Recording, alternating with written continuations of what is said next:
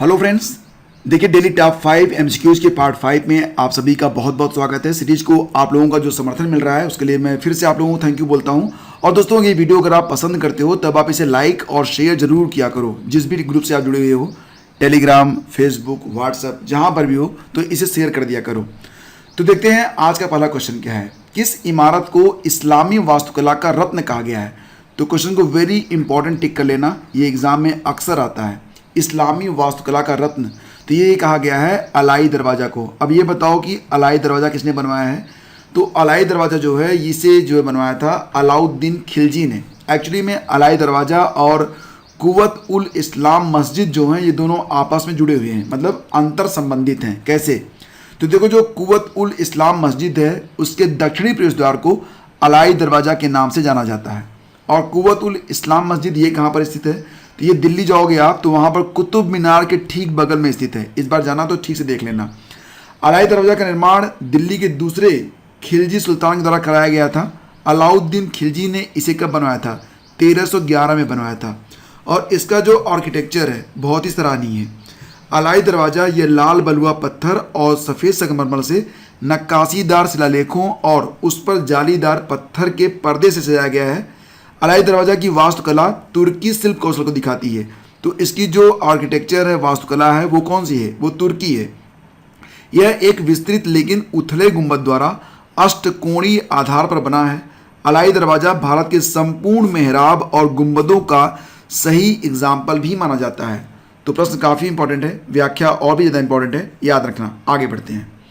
अब देखो, यहाँ पर अलाउद्दीन खिलजी के द्वारा जो अनिर्मित इमारतें हैं वो भी देख लो, जैसे कि जमायत खाना मस्जिद, सीरी का किला और हजार खंबा महल एग्जाम में पूछे जाने वाले प्रश्न हैं। तो इनका निर्माण भी अलाउद्दीन खिलजी ने ही करवाया था। भारतीय संविधान के किस अनुच्छेद के तहत कारखाने, खनन या किसी खतरनाक उद्योग में 14 वर्ष से कम उम्र के बच्चों के काम करने पर प्रतिबंध है? अब ये जो क्वेश्चन है ये भी वेरी इंपॉर्टेंट में ही आएगा, क्योंकि एग्जाम में भी पूछा जाता है और दैनिक दिनचर्या में भी आपके काम आ सकता है। तो बताओ कि भारतीय संविधान के किस अनुच्छेद के तहत कारखाने, खनन या किसी खतरनाक उद्योग में 14 वर्ष से कम उम्र के बच्चों के काम करने पर प्रतिबंध है? तो ये है अनुच्छेद 24, यानी कि विकल्प ए आपका यहाँ पर बिल्कुल करेक्ट है। याद रखना, बहुत ही अच्छा प्रश्न है, बहुत ही इंपॉर्टेंट क्वेश्चन है। नेक्स्ट क्वेश्चन, सन 1986 के बाल मजदूरी कानून में संशोधन कर बाल श्रम संशोधन अधिनियम 2017 लाया गया था, जिसमें अब केवल कितने क्षेत्रों को खतरनाक बताया गया है जहां बच्चे यानी कि किशोर वय के जो बच्चे हैं वो काम नहीं कर सकते हैं? तो ये भी काफ़ी इंपॉर्टेंट क्वेश्चन है। सन 1986 के बाल मजदूरी कानून में संशोधन करके बाल श्रम संशोधन अधिनियम 2017 लाया गया था, जिसमें 3 क्षेत्रों को प्रतिबंधित किया गया है कि इसमें जो बच्चे होंगे, जो किशोर होंगे, वो काम नहीं करेंगे। तो ये तीनों क्षेत्र कौन कौन से हैं? तो ये क्षेत्र हैं, एक तो खनन वाला क्षेत्र हो गया, दूसरा हो गया ऐसे क्षेत्र जहाँ पर ज्वलनशील पदार्थ हैं, जैसे पटाखा फैक्ट्री वगैरह है, वहाँ पर भी बच्चे काम नहीं कर सकते, और जहाँ पर खतरनाक क्रियाएं होती हैं जो कि बच्चों के लिए घातक हो सकती हैं, तो इन 3 क्षेत्रों में बच्चे जो हैं वो काम नहीं कर सकते हैं। नेक्स्ट क्वेश्चन, भारत ने बाल अधिकार अभिसमय convention on the rights of child यानी कि CRC को अपनी स्वीकृति कब प्रदान की है? बताओ कब प्रदान की है? बहुत ही अच्छा प्रश्न है ये। सही आंसर इसका होगा ऑप्शन डी, यानी कि 11 दिसंबर 1992 में। देखो, संयुक्त राष्ट्र महासभा ने 1989 में बाल अधिकार अभिसमय को अपनी स्वीकृति प्रदान की थी। यह अभिसमय सन 1990 में लागू किया गया और 11 दिसंबर 1992 में भारत सरकार ने भी इसे अपनी मंजूरी प्रदान कर दी है। तो सही आंसर ऑप्शन डी है। नेक्स्ट, किस ब्रिटिश अधिकारी को भारत में स्वायत्त संस्थाओं का जनक कहा जाता है? बहुत ही अच्छा प्रश्न है, बहुत इंपॉर्टेंट है। भारत में स्वायत्त संस्थाओं का जनक किसे कहा जाता है?